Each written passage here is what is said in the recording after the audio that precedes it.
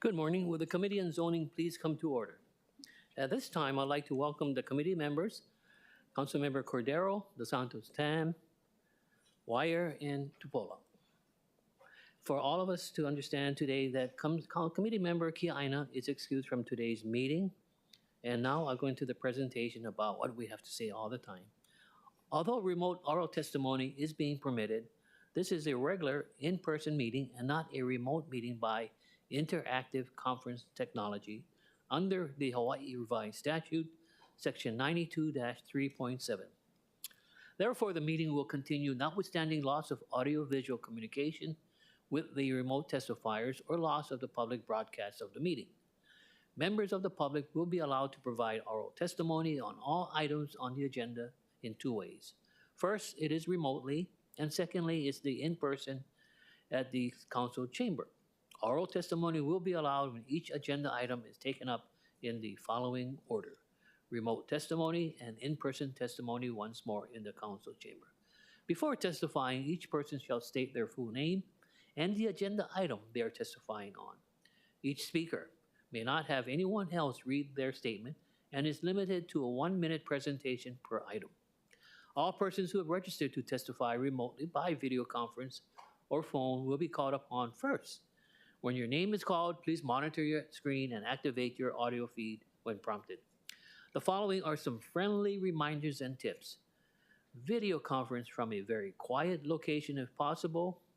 If you are watching the proceedings on Olelo, please mute your device at the time you are called to testify. 3, when the timer on the screen reaches 0, please conclude your remarks promptly. And for those who are joining us by telephone only, please press *9 to indicate your desire to speak. I will identify you by the last 3 digits of your phone number. When your number is called, please press *6 to unmute yourself when prompted. Once all the remote testifiers have testified, I will proceed to the in-person testimony in the council chamber.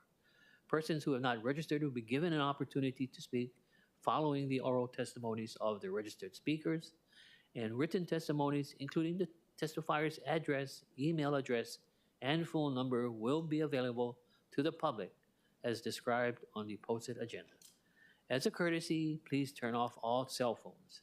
Okay, members, let's move on to agenda number 1, Resolution 24-154.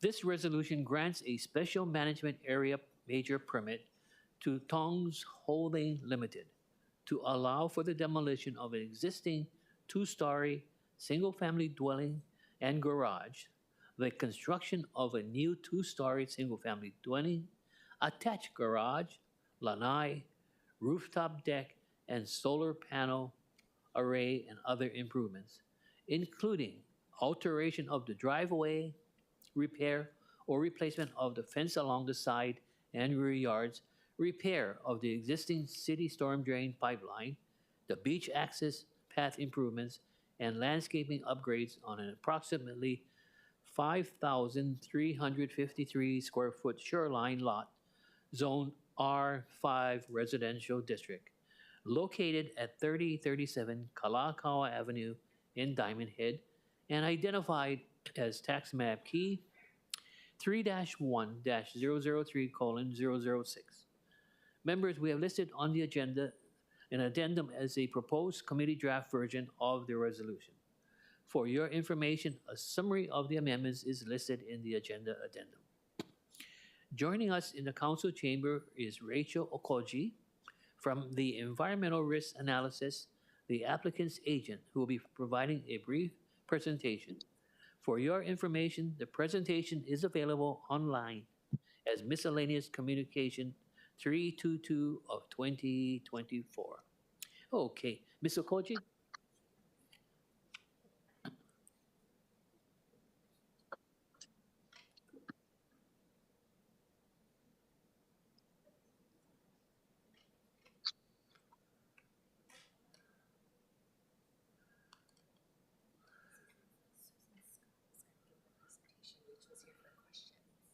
Okay.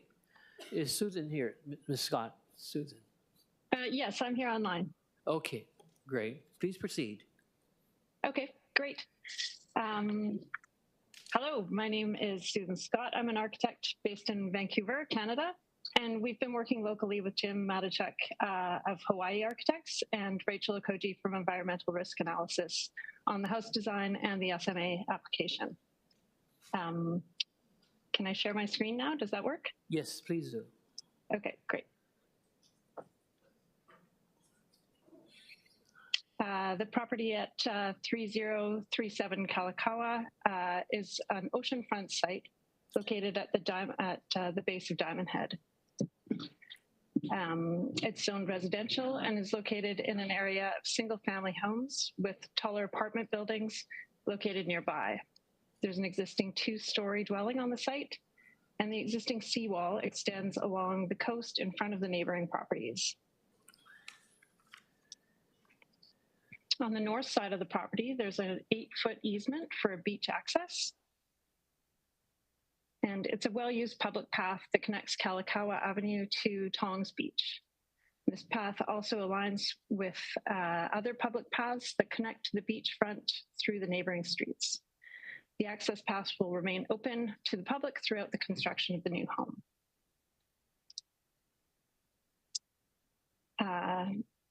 These are photos showing the condition of the existing house and property. This is the beach access here with the existing house on the left-hand side. We've been working with the Office of the Conservation and Coastal Lands to apply for the site plan approval to replace the existing guardrail and to repair the top surface of the seawall. This image shows the existing streetscape with a rendered view of the proposed house in the middle here. The houses on the right are a group of 6 heritage houses, and they're built right up against the beach access, which is between these two properties here. The owners of the adjacent properties have reviewed the design of the proposed development and have provided letters of support. The proposed house is designed to integrate well with the surrounding single-family houses on the street by using cedar shake cladding, wood frame windows, and concrete block on the front facade. The form of the proposed house mimics the massing and scale of the existing structure on the property and maintains a similar height and low slope gable roof. This is the site plan. The ocean side is on the left here. The red line is the 40-foot setback line, and we're indicating the 6-inch, 1-foot, and 2-foot sea level rise locations. And as you can see at 3.2, the entire site is covered. This site plan shows the extent of the existing house on the property, and it goes beyond the 40-foot setback here and also encroaches into the 10-foot front yard setback on the street side. Our initial application proposed a 3,220 square foot single family house with an attached garage that respected the required setbacks. However, in working with the DPP, it was determined that the property was made up of 3 separate lots and that we should take our setback lines from lot B and also reduce the house square footage and have it calculated to this lot only. So our current proposed design for a 2,610 square foot 2-story dwelling reflects these required adjustments and is also in the basically the same location as the existing house. Therefore, we do not anticipate any discoveries during excavation. However, if EV Kapuna are found, construction will be stopped and we will work with SHPD to evaluate and move forward. The new setback allows for more open and accessible public access to the beach. And the floor plan on the lower floor allows for 2 parking stalls in the attached garage and smaller surface parking in the driveway area here. The upper floor focuses the views mainly to the beach and to the street side. And the roof, there is a small rooftop deck and solar array and and solar hot water.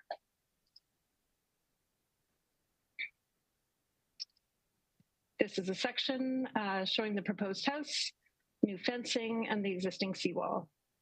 The house is designed to anticipate the requirements of sea level rise by constructing the lower floor level at 1'4" above the established 8-foot flood elevation. The concrete foundation is minimized and laid out to be primarily perpendicular to the seawall with large openings between the foundation piers.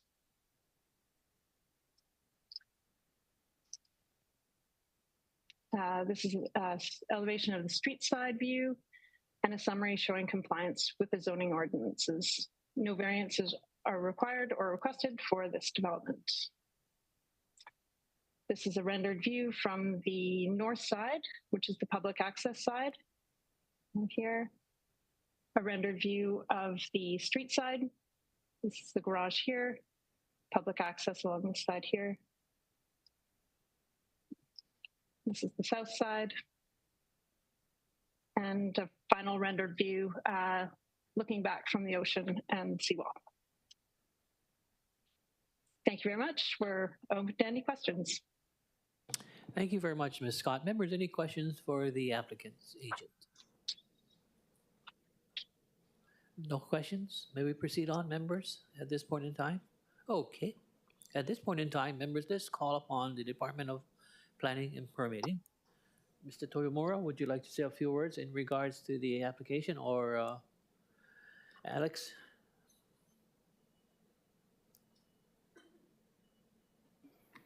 Good morning, council members. We are in support of the CD1 and generally supportive of the project. The new home is being developed relatively far away. Condition K in the resolution is that the building permit application must be issued no later than June 30th, 2025. I understand that while DPP's made progress in issuing permits in a timely way, is this a reasonable deadline that we're giving the applicants? I believe so. This application is already in and has been reviewed once.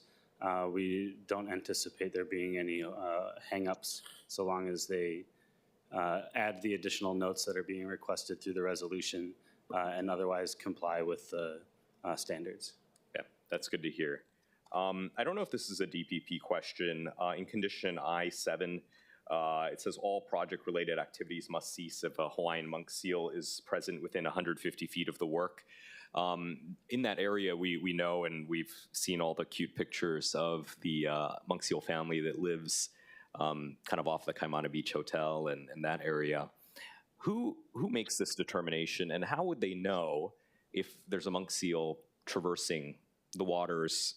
You know, they seem to be doing work within a 40-foot setback, so water's within 110 feet of the shoreline. We have to trust that the note on the plan is being read by the contractor and that they're understanding that that is the condition being applied. That comes from the state. I can't remember exactly which department makes that comment, but it's kind of a standard practice for those creatures. Okay, great. I mean, I think it's important. I just want to, if we're going to set out conditions, I want to make sure that they're reasonably enforceable and reasonably understood. That's it. Thank you.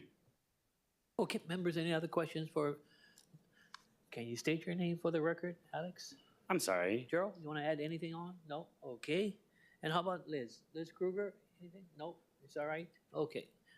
Any questions? Okay, Councilmember Cordero. Thank you, Chair. I think this question is for either the applicant's Susan Scott. representative, Susan. Okay. I have a question relating to the 3 lots and the determination of scaling back the setback. And in the original application, it shows that you knew that you had 3 lots, and what led to scaling back the setback closer to, or I guess further back? It was a request from the DPP. I guess it came down to the definition of lot and how that was defined in the ordinance. So they made that determination, and so we adjusted our plans and revised our proposal. Okay, and for clarification, it scales back closer to Lot B, correct? We took the setback lines, the 5 foot on either side, from either side of Lot B, yes. Okay. Thank you very much. Okay. Members, any questions for the department? Okay, yeah. Maybe Liz, would you want to come up in answering a question in regards to the June 25th extension date? Is it June 30th of 2025 permit? If you could explain the reasons why. Good morning, Chair and committee members. I'm Elizabeth Krieger from the Department of Planning and Permitting. Yes, so the reason that June 30th, 2025 is an important date is because July 1st, 2024 is the first time that the increased shoreline setbacks are in place, and building code allows that any building permit that is in at a time when the code changes will be processed under the previous code condition, provided that the building permit is issued within 365 days. So therefore, any of these shoreline properties that are relying on something less than the increased erosion-based setback need to obtain their building permit by June 30th, 2025. Is that fine as far as your answer to your question? Councilmember Cordero? Yeah, okay. Okay, any other questions for the department? If not, let's proceed on. Thank you very much. At this time, we will now proceed with the remote testimony. Madam Clerk, do we have any remote testifiers? Yes, Chair, we have one standing by. Okay. And that's Ms. Angela Young? Yes. Okay, please Hello, proceed. City Council. Angela Melody Young testifying in strong support of the resolution. And it's good that there's an architect from Canada, an international nation. We should be celebrating international work. So also to respond, the office to be responsible for endangered species on the endangered species list, such as a Hawaiian indigenous endangered species like the Hawaiian monk seal, is DAR, the Division of Aquatic Resources from DLNR. And so that could be something that gets worked out from DAR. And also the importance of the Hawaiian monk seal being one of the most endangered marine mammals in the world is because its population significantly declined since the 1950s. And so there are conservation laws. And once the species is depleted, like Earth's resources get depleted by man-made hazards or human activity, it's gone forever. It's gone from the Earth forever. So there should be more attention to that. Okay. Thank you. Thank you very much, Ms. Young. Any questions for the remote testifier? If not, let's proceed on. Madam Clerk, we'll now proceed with the in-person testimony. Do we have any in-person testifiers? Chair, there are none. All right. If there is none, let's move on to discussion. Members of the zoning committee. Any discussion? Okay. The chair then would like to recommend that Resolution 24-154 be amended to the committee draft 1 listed on the agenda addendum that we all have. Are there any discussions, objections, or reservations? Hearing none, the resolution has been amended to a committee draft 1. The chair then recommends that Resolution 24-154, committee draft 1, be reported out for adoption. Any discussion, objections, or reservations? Hearing none, so ordered. Thank you very much. Let's move on to agenda item number 2, Resolution 24-155. This resolution grants an after-the-fact special management area major permit to Spencer and Patrick K. McInnes for certain unauthorized modifications to an existing single-family dwelling, including the construction of 2 new wood upper decks connected by stairs and a new rooftop deck with a small bedroom extension below, renovation of an existing non-conforming lower wood deck, and the addition of a new handrails and expansion of an in-ground swimming pool and spa on a 39,007 square foot cliffside shoreline lot, zone R10 in the residential district, located at 10 Poipu Place in Honolulu and identified as tax map key 3-9-028:008. Members, we also have listed on the agenda an addendum, which is a proposed committee draft 1 version of the resolution. For your information, a summary of the amendments is listed in the agenda addendum.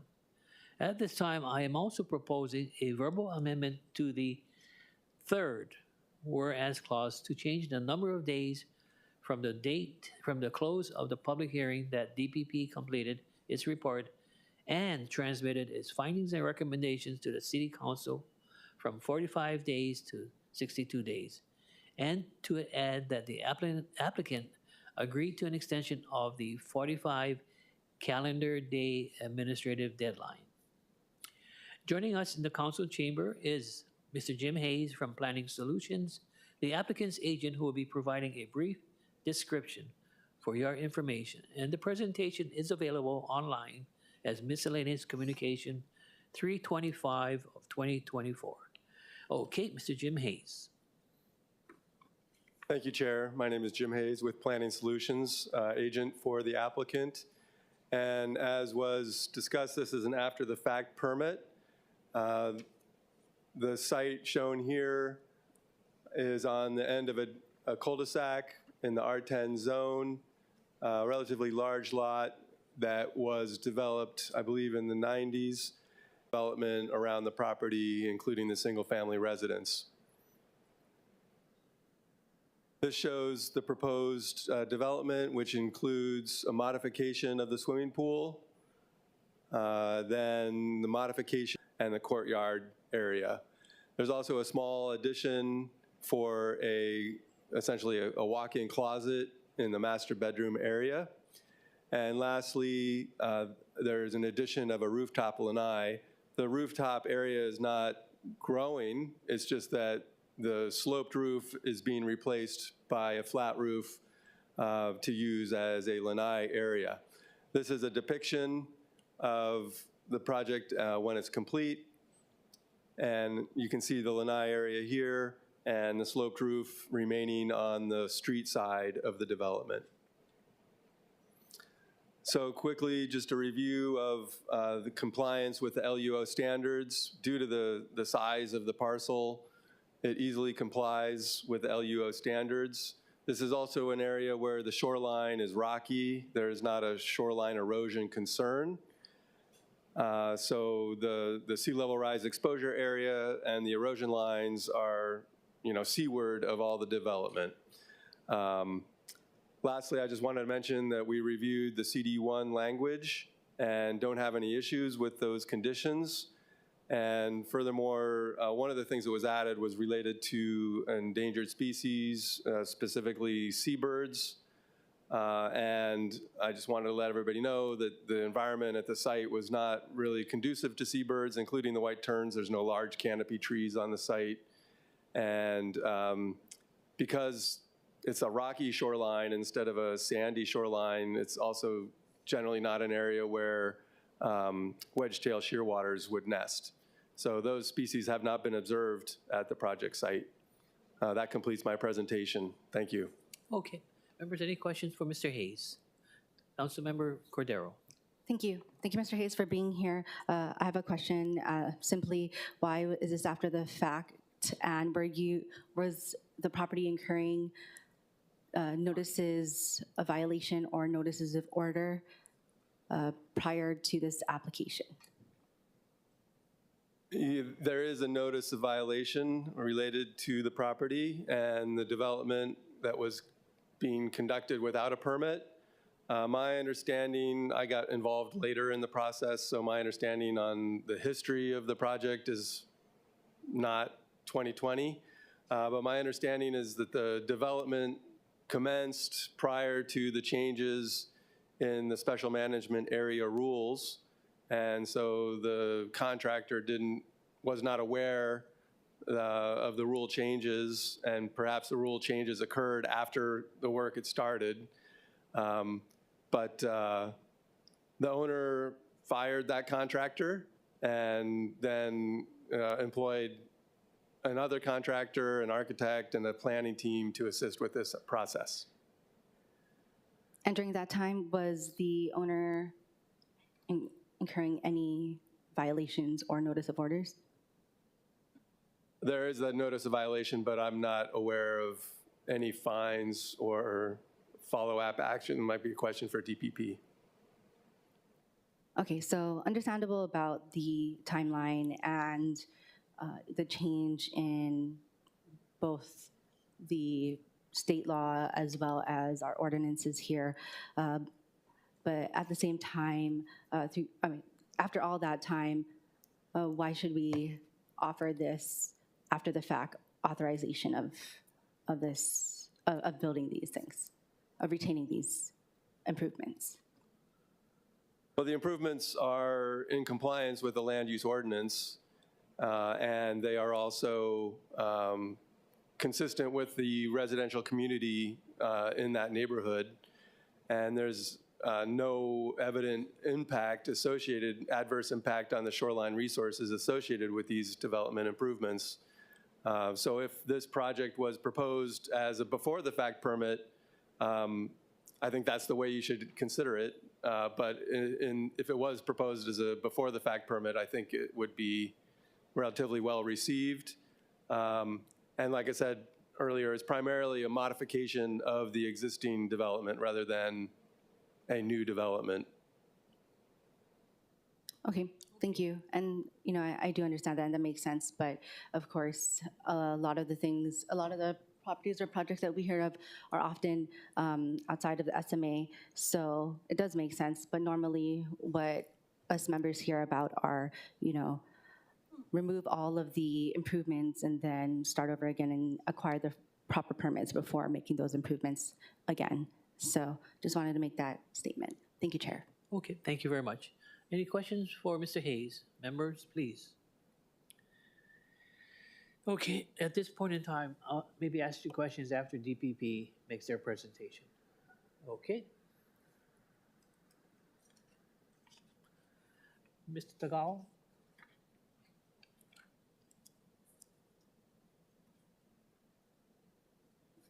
Oh, press the button.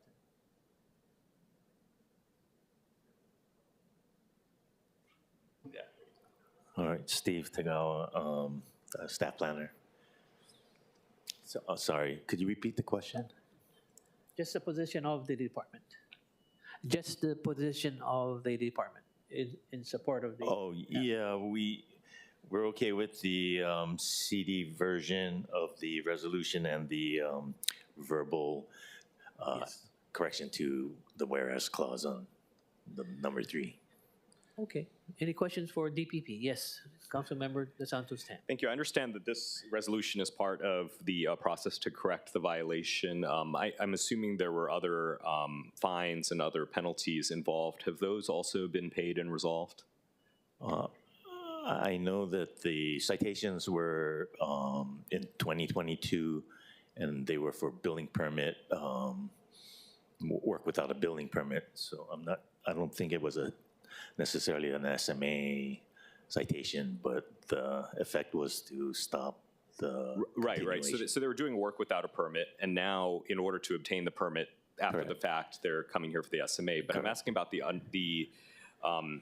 what triggered all of this was finding that they were building without a permit. And so my question is, have they paid all their associated fines? I know we as the council initiated a triple fee penalty for people who do this sort of thing. Okay, Director Alcuna. Aloha. So we just checked, and there's outstanding fines. They paid the initial $50 fine, but there's $13,750 in pending fines for that violation. So in order to get this new permit, which I guess depends on this SMA, will they have to pay the $13,000 in order to receive approval for the work to proceed? I believe for the building permit, they would require that, not necessarily for the SMA approval. Correct. Okay. I just want to make sure if we say there's penalties, that they are meaningful. And the application fee was doubled, if that helps. But it's incumbent on Please them. proceed. Thank you. I do have one other question. I noticed that this, one of the conditions in this SMA application involves a manuoku, which is great. This actually pertains to the previous one. The previous one, even though it's also near the shoreline, did not have these conditions. Is this a standard condition that comes from DPP? Why does this one have a manuoku requirement, but the one in Waikiki, where there actually are more manuoku, is not? I believe that the conditions were crafted to kind of be standardized. It was, I think, initially brought to our attention from the U.S. fisheries, NOAA fisheries. Okay, thank you. I just want to make sure we're being consistent. Yeah. Okay, any questions for Mr. Tagawa, members, at this point in time? If not, thank you very much, Mr. Tagawa. Okay, thank you. So at this point, members, any other questions for DPP? Okay, maybe Mr. Hayes. I have a couple questions for you, and the first one would be, does the applicant acknowledge that although the project's building permit application was accepted as complete on June 18, 2024, if the building permit is not issued by June 30th of 2025, the project may not rely on the 40-foot shoreline setback that was in effect through June 30th of 2024, and must now instead comply with the new shoreline setback requirements under the revised ordinance of Honolulu, Chapter 26, effective as of July 1st of 2024. This is all the timing and deadlines that we have. Yeah, the applicant is aware of that condition and understanding that they need to get the permit issued by that time, and the permit has been applied for quite a while now, and I will reinforce that they need to get those fines paid as soon as possible. Okay, and the next question, Jim, is does the project's building permit plans comply with the flood regulations of the revised ordinance of Honolulu, Chapter 21A, the project's 2 new upper decks, non-conforming lower deck, and the south wing of the existing dwellings, which are located below the base floor elevation? Yeah, that's a good question, and I was asking that same question to the designer of the project. They have not gotten back to me. I'm not a designer. My read of the flood regulations is that they apply to structures, and structures are defined as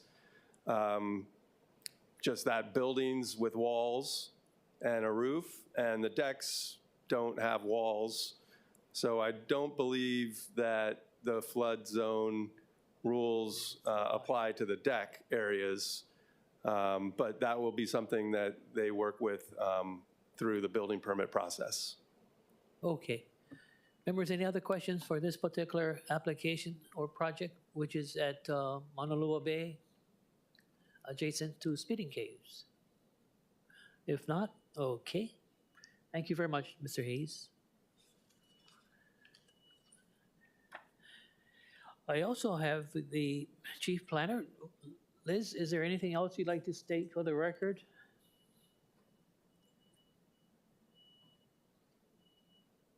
Thank you, Chair. No, I think everybody covered everything, but I'm available for questions if you have any. Okay, thank you very much. Okay, at this point in time, we'll now proceed with the remote testimony. Madam Clerk, do we have any remote testifiers? Chair, there are none. Okay, thank you. At this time, we'll now proceed with the next step, which is the in-person testimony. Clerks, do we have any in-person testifiers? Chair, there are none. Thank you. Okay, members, at this point in time, the chair would like to recommend that Resolution 24-155 be amended to the Committee Draft 1 listed on the agenda addendum As further amendment, we discussed to amend the third whereas, which is a verbal clause, whereas clause, to change the number of days after the close of the public hearing that the DPP completed its report and transmitted its findings and recommendations to the City Council from 45 days to 62 days, and to add that the applicant agreed to an extension of the 45-day administrative deadline. That was the verbal addition. Any discussion, objections, or reservations? Hearing none, the resolution has been amended to a committee draft 1. The chair then recommends that Resolution 24-155, Committee Draft 1, be reported out for adoption. Any discussions, objections, or reservations? Hearing none, so ordered. Thank you very much, Mr. Hayes. Moving on to agenda number 3, Resolution 24-156. This resolution grants a special management area major permit to Mokulua Windward LLC to allow for the construction of a new 2-story single-family detached dwelling, in-ground pool and spa, detached off-street parking spaces, detached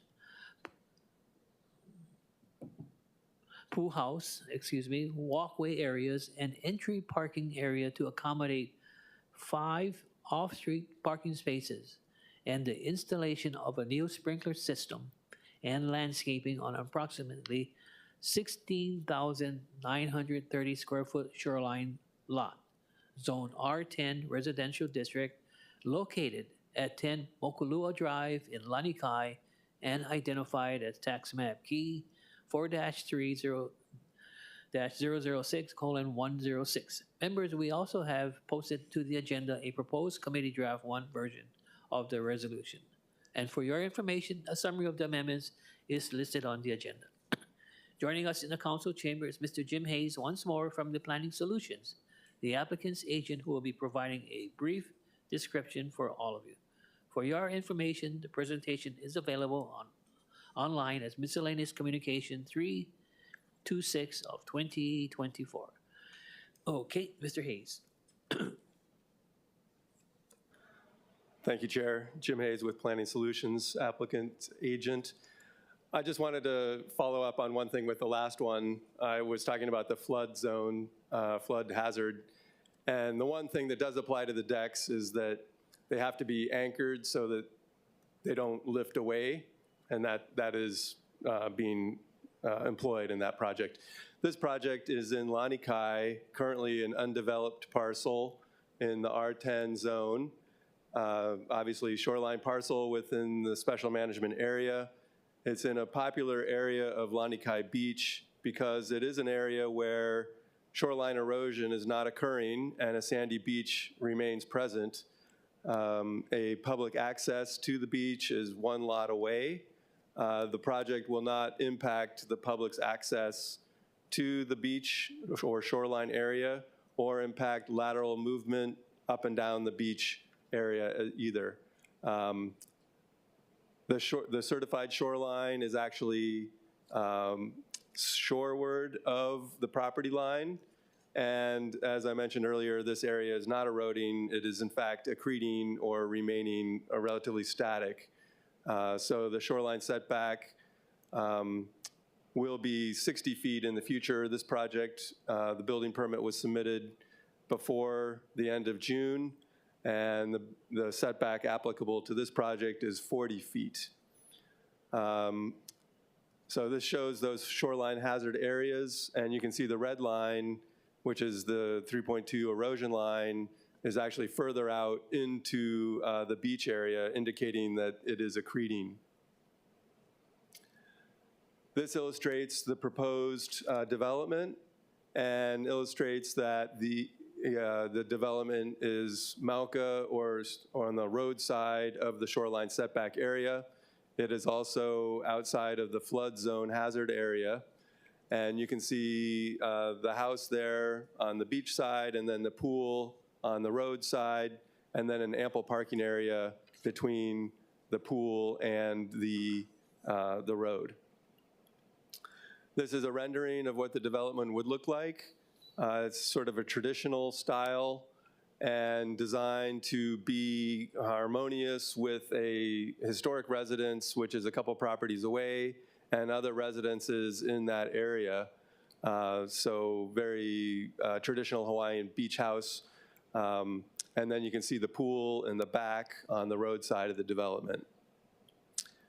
And lastly, just a quick summary of compliance with the LUO. Due to the size of the lot and the relatively moderate size of the home, easily complies with the land use ordinances.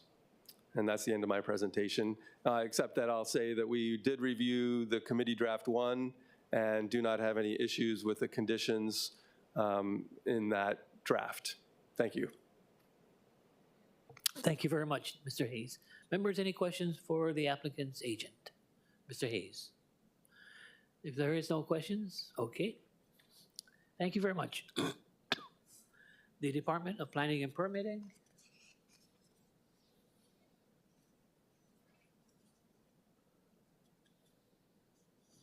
Good morning again, Chair. Elizabeth Krieger, Department of Planning and Permitting. We're supportive of this project and we support the CD1. Okay, thank you. Members, any questions for the Chief Planner Kruger? If not, okay, let's proceed on with remote testimony. Madam Clerk, do we have any remote testifiers? Chair, there are none. Thank you. In-person testimony, we will now proceed with in-person testimony. Madam Clerk, do we have any in-person testifiers? Chair, there are none. Okay, thank you very much. At this point in time, members, we are in discussion on the committee draft 1. If there is no discussion, the chair recommends that Resolution 24-156 be amended to the committee draft 1 listed on the agenda. Any discussion, objections, or reservations? Hearing none, the resolution has been amended to a committee draft 1. Then the chair recommends that Resolution 24-156, committee draft 1, be reported out for adoption. Any discussion, objections, or reservations? Hearing none, so ordered. Thank you very much, Mr. Hayes. Let's move on to agenda number 4, Resolution 24-182. This resolution grants a special management area major permit to Randy Ortinez, trustee, to allow for the construction of a 5-level single-family dwelling with 2 lanais, circular driveway with a 4-car detached garage, and a ramp down to an additional 3-car covered parking area, above-ground swimming pool with deck and pool pavilion, and various retaining walls on a 35,155 square foot cliff-side shoreline lot, Zone R10 in the residential district, located at 3 Poipu Drive in Honolulu, and identified as tax map key 3-9-028:001. Members, for your information, we have listed on the agenda an addendum as a proposed committee draft 1 version of the resolution. For your information, a summary of the amendments is listed on the agenda addendum. Also, I am proposing a verbal amendment for all of you to consider, which is a second sentence of condition H.1 to change the amount of on-site excavation of soil material proposed by the applicant from 620 cubic yards to 690 cubic yards. Joining us in the council chamber is Dr. Jim Schmidt, the applicant's architect, who will be providing a brief description and presentation for you. And for your information, the general public and the members, the presentation is available online as Miscellaneous Communication 323 of 2024. Dr. Schmidt. It's actually Mr. Schmidt. I graduated a long time before they had doctorates in architecture. I've been doing this now. This is my 50th year in business for myself, and I've done about 600 houses and 20 or 30 beachfront houses, but I've never had a chance to present to the city council before, so this is a new experience for me. Did you have any questions, or should I proceed? Why don't you proceed? Okay.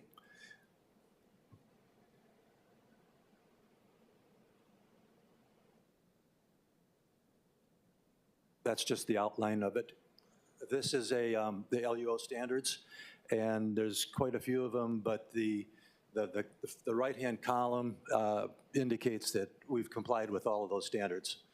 So throughout the process, you'll find out that we have complied with all of the required things.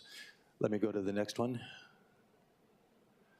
This is the site plan, and it's at the end of Poipu Drive, number 3 Poipu. The cul-de-sac is at the top right there. Is there a button for that?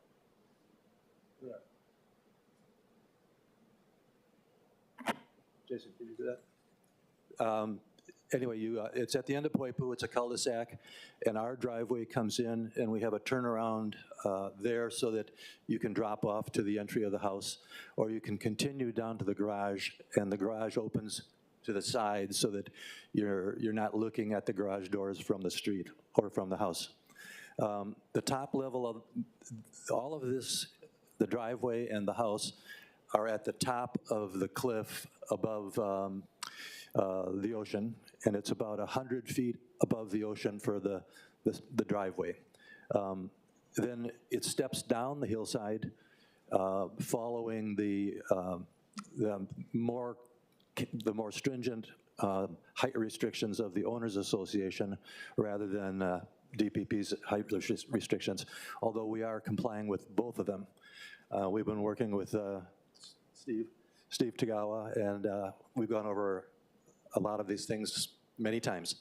You were just mentioning something about the quantity of excavation was increased from 600 to 900?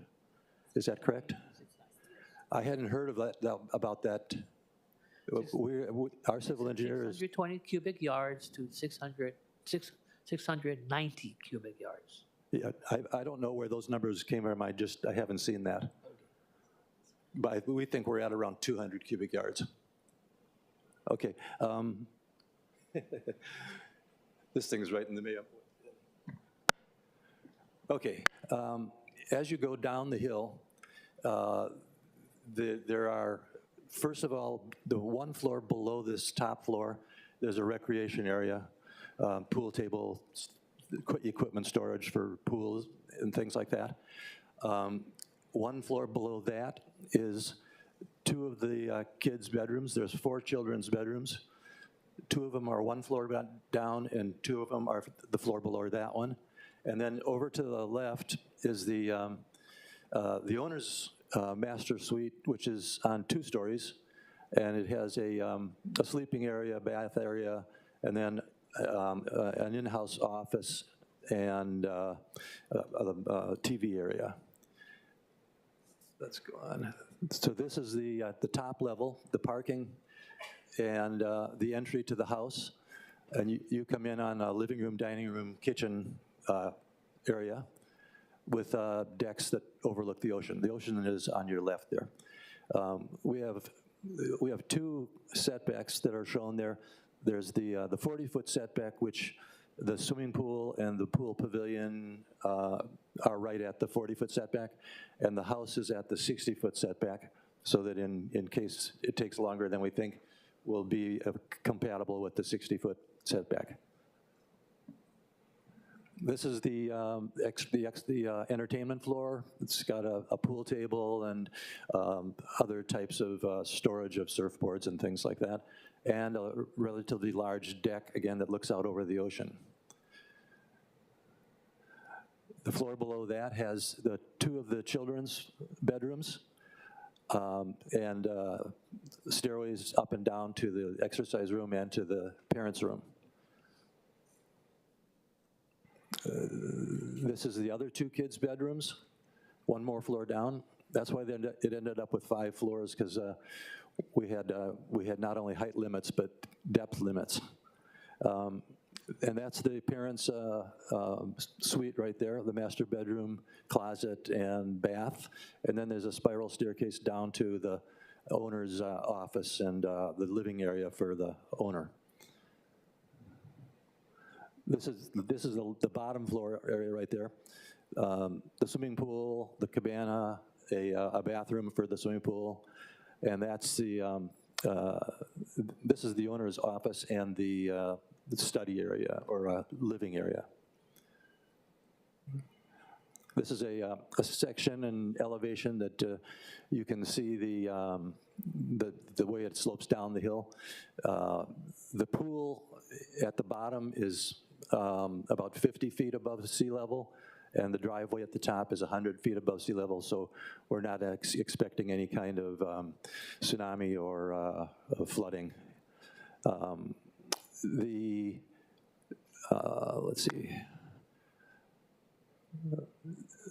Let's see. This is another view of it. The zigzag type of look is just because of the way the computer program that we use translates a topographic map into a three-dimensional. It actually will be smooth. And again, we're looking from the ocean, and you're seeing the upper floor is the living area. The floor below that is the entertainment area up higher. And then there's the first floor of children's rooms right there, second floor of children's room below that, and to the left is the owner's sleeping area and office area. And then the pool right below that. Let me go on. These are some renderings of how we're hoping that it will look. The driveway comes in from the cul-de-sac right there. And the owners association has a 1 in 10 slope height limit that goes 15 feet up at the top and then slopes. So our house roof is at the owners association's height limit. Usually it's below the 30-foot height limit of DPP. The neighbors' houses are shown in relation to this. That's the house to the Diamond Head side, and the house above us right there is actually one street above. Here again is a view from the ocean side, where you can see the pool is spanning the drainage area. The whole lot is a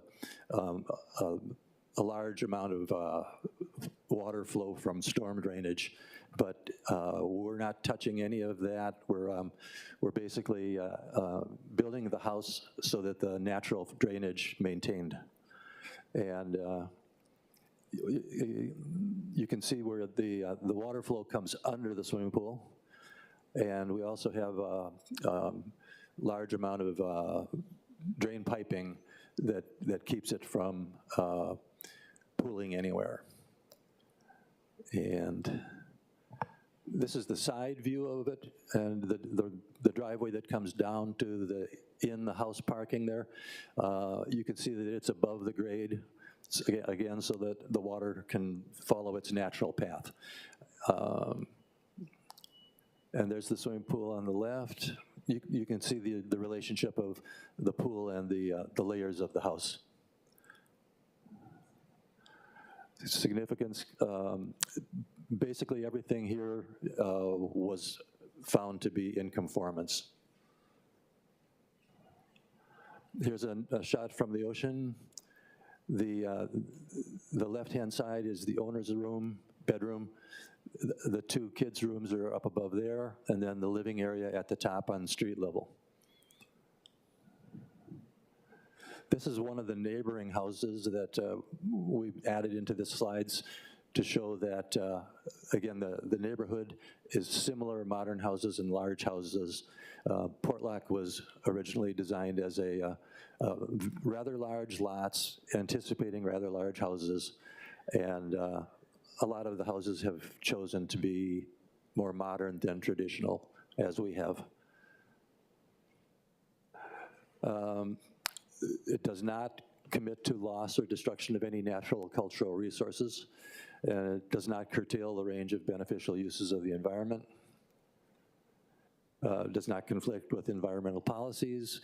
Basically, this is from Masa Fujioka, our engineer who prepared the SMA, and all of the impacts that they were concerned about showed that we were within conformance. Does not have a substantial adverse on public health, does not involve adverse secondary impacts such as population changes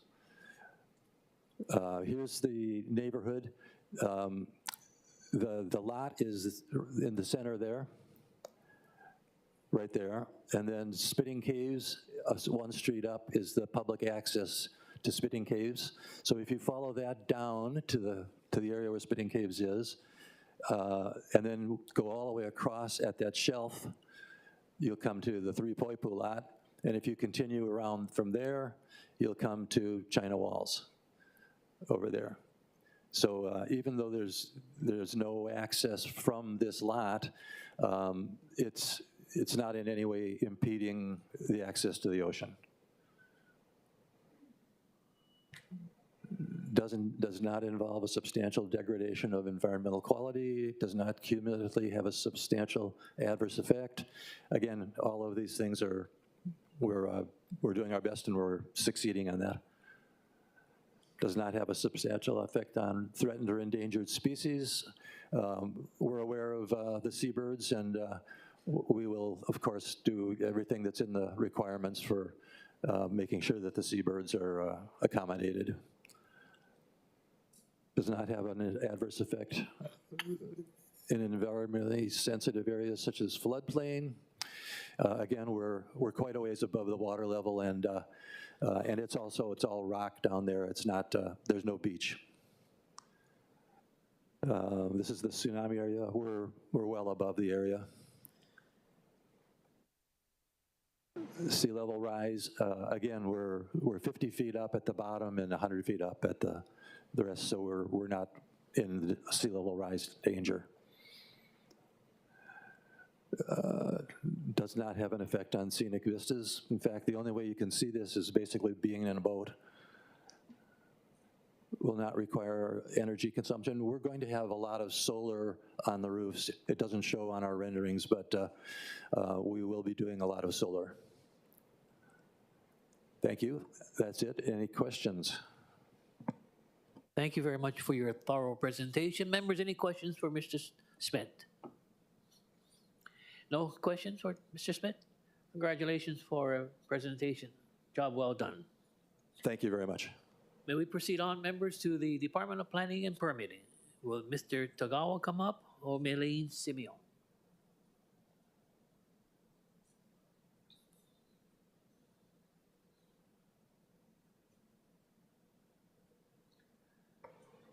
Good morning, Chair and committee. My name is Maylene Simeon for the Department of Planning and Permitting.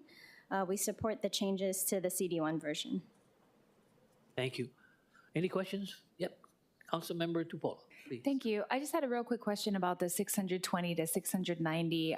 Is that a suggestion that your department had given to Chair, or how did that happen and why is it necessary?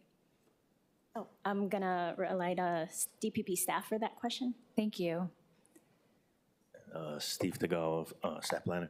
So the figure came directly from the applicant's plans. There's a grading plan that was generated by an engineering firm, and it's in Exhibit F12, the actual figure. The 690 is the excavation and 200 cubic yards of embankment. Oh, so was he referring to the 200 yards of embankment and not the excavation? Yeah, I guess so. Yeah, right. So it's just a recounting of what's in the application. So they have to, dig and shape, and then they're going to reuse 200 cubic yards to create, platforms for. Yeah, no, it's quite a bit hillside, so there's going to be some of that. Is there any limitations on that regarding the permitting, or is that just something that you guys match up number for number from what they give us, and there's not really like a parameter of what's allowed? Yeah, there's no explicit standard of, earth movement. It's always site-specific. Actually, the application, when submitted, had a significant amount of additional excavation, and they changed their plan midstream. So it's scaling it back, you mean? Yeah, it was the initial proposal was 2,300 cubic yards of earthwork for a second below grade garage where the current carport garage feature is. So they changed that after our public hearing. Thank you. Thank you for the background on that. Thank you, Chair. Okay, members, any questions? Before we proceed on, may I introduce Councilwoman Val Okimoto. Thank you very much for attending this morning's hearing. Madam Clerk, may we proceed on to remote testimony? Do we have any remote testifiers? Chair, there are none. Okay. How about the in-person testimony, Madam Clerk? Yes, Chair, we have one standing by. Okay, Ms. Angela Young, please. Aloha, Angela Melody Young, testifying on behalf of CARES, wishing to comment. Although I do love the presentation, I just want to comment, and this goes along with what our research advocacy grassroots movement provides, is environmental impact research. So it did say that there is no environmental impact.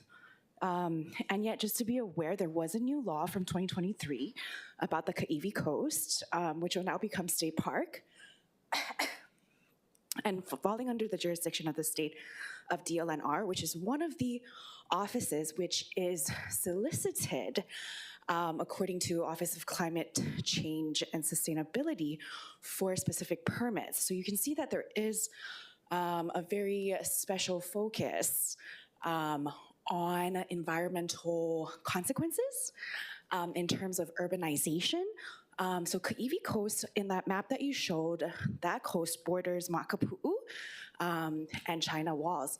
So just so you're aware, the State Law Act 235 does declare that the state will start to manage that coast because they do foresee that natural resources will be affected by urbanization and environmental consequences. Yeah. Thank you very much. Members, any questions for the testifier, Ms. Young? If not, let's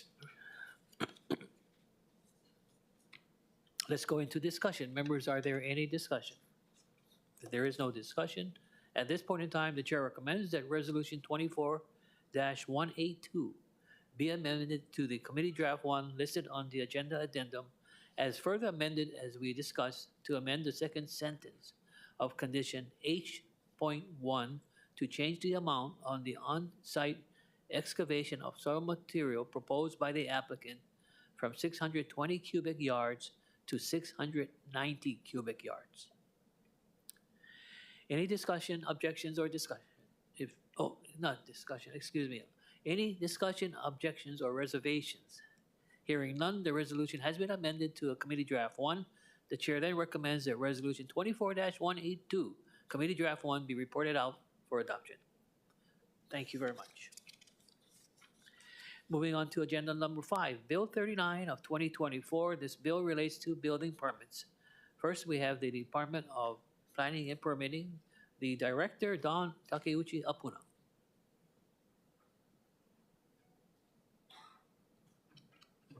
Aloha, Chair, Vice Chair, members of the committee, Don Apuna, Director of DPP. We are very supportive of this measure. I think this is like the second version of this, and we finally got it correct. And it's a streamlining measure to take out a lot of these affidavit requirements that we believe are a burden to both the applicants as well as our staff. So we appreciate your hearing this bill and your support. Mahalo. Thank you. Any questions for the director? Yes, Councilmember Cordero. Thank you, Chair. I didn't think I would be the first person to raise my hand. Okay, just one real quick question before I pass this. How will DPP find issues in the permits or a property if this passes? Will it be through the permit review process? And how much time would that actually add to the review if found? Thank you for the question, Councilmember. So I think a lot of this will be covered through our new permitting software that will flag properties that, for instance, have violations, et cetera. And so that would probably be the best way that we can comply with the requirement that these types of building permit applications are flagged, rather than having the applicant provide a written notarized form for us. Okay, thank you. And so that means the software will catch that. You're hoping to streamline by removing this process, and basically the software will help expedite everything. So how will this bill expedite permitting approval overall? It's hard to say. It is kind of a smaller part of the overall process for all the different requirements in the permitting process, but it is a few that we think that are unnecessary, and it's one less thing for clerks to check for and for the applicants to have to prepare for. So we do think it will, I mean, not drastically improve, but it's one of those, it's just chipping away at all these different things that we need to remove or modify. And are you able to determine how long it stays with the clerks, as well as how long it may take an applicant? For these affidavit requirements, I think we could look at what we're doing currently, but if you just look at our website, there's a lot of requirements and documents for the applicant that we need to check on, and being able to just remove a lot of those will be time saved for both sides. Okay, thank you. Okay, thank you very much. Councilwoman Tupola. Thank you so much. Aloha, Director. Aloha. Thank you for being here. I want to say, if I'm not mistaken, that the background on the whole affidavit requirement happened because of the people getting permits who had existing fines and notices of violations. But I remember, because I was here when we voted on it, it required the affidavit to prove they didn't have the fines. But now that you have a system that can catch that, that's why we're taking that off. Is that correct? Yes, partially. And I think, yes. Exactly. Yeah, and go ahead. I'm sorry, the system we're still implementing, so it's going to take probably another year before all this, but I think in the meantime we can do our own research, and I think that's a better savings for both the applicant and the staff to not have to go through this paperwork. Yeah, I mean, I understood the reasoning behind it because there was one property in Hau'ula and I had one property in my district that had this issue. But for everyone else, it was that additional step of affidavits that they never were required to do. So I'm glad we're going in this motion, but still being very wary of not giving out any permits to people who have this, because nobody wants to see that, is people to go on doing work when they really shouldn't be. So thank you for correcting that. And I'm in favor of this bill, you know, of course, over Bill 10. And I think that if we have to address other things in other bills, that's fine, but let's just keep this to rectifying this for those who have been, I think, unduly burdened for problems that other people cause. So I'm in support. Thank you, Councilmember. Thank you, Chair. Councilmember DeSantos-Tan. Thank you, Chair. I have two questions. One is a technical question. I'll start with that. In subsections B7 and B8, it refers to contractors and subcontractors. That's the exact phrase. And in subsection 6, it says specialty contractors and subcontractors. Is there a reason why in section 6 it refers only to specialty contractors to the exclusion of general contractors, whereas in section 7 and 8 it refers to all contractors and subcontractors? Is this just an oversight that we can correct, or is there a specific reason? I don't think, looking at it now, I don't think there's a specific reason for that. So that might, we can look at that and see if we would add general contractor. Okay. I think that may be something that we just want to standardize maybe in a future iteration of the bill when it comes back. Because I imagine DPP does require you to submit the name of your general contractor in addition to these subcontractors. Right, okay. Correct. And then the second question is, to that end, there have been instances where people list contractors whose licenses are expired. Is there a system by which DPP software, either the existing software or maybe this new software that's coming in, will be able to interface with DPP's or DCCA's database so we can double check that? Yes, thank you for the question. We have, through our new Clarity system, in the development, we have recently been able to integrate DCCA, so that's going to be a very easy clean interaction there where we don't have to wait for paperwork also from DCCA. Great, that's fantastic to hear. Thank you.